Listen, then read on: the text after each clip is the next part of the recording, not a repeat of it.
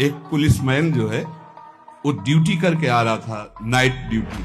तो रास्ते में एक नवयुवती मिली, तो उसने कहा कि मैं रास्ता भूल गई हूं और आज आप अपने घर ले चलो।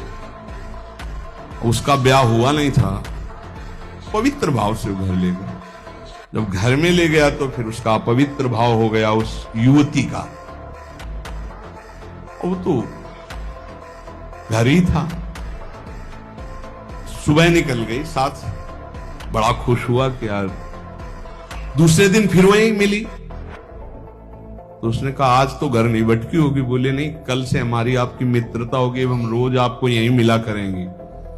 अब वो मानसिक शक्ति से युक्त वो पुलिस में, और वो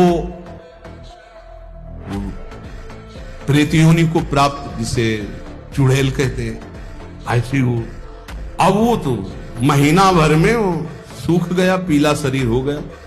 वैद्य के पास गया तो वैद्य ने कहा कि ऐसी दशा किसी शारीरिक सहवास से नहीं होती, तुम्हारा कोई मतलब एक अलौकिक शक्ति है जो तुम्हारा शोषण कर रही है, वो स्त्री नहीं है।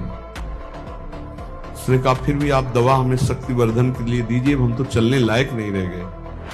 तो पुरानी रद्दी में कहीं गीता जी के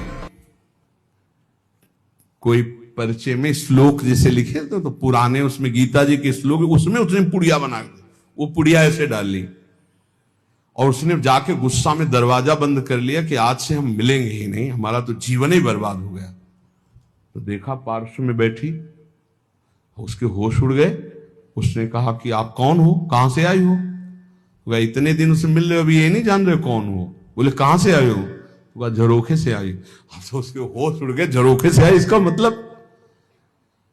तो उसने कहा दूर क्यों हो, तुम आते ही हमारे को स्पर्श करती थी, आज स्पर्श। बोले पुड़िया हटाओ जेब से। उसने पुड़िया में क्या? बोले इसमें गीता का श्लोक लिखा हुआ है, मैं तुम्हें स्पर्श तब तक नहीं करूंगी जब तक है। और देखो तुम हमें तनिक भी प्यार करते हो तो पुड़िया हटाओ। उसने कहा पुड़िया कैसे हटा सकते हैं अब? उस दिन वो बैठी रही पर स्पर्श नहीं हुआ और समय आने पर चली गई। दूसरे दिन उसने गीता का पूरा जेब में रख लिया और जहां आती ना यदा यदा धर्मस्य ग्लानिर्भवति, आना ही बंद हो गया।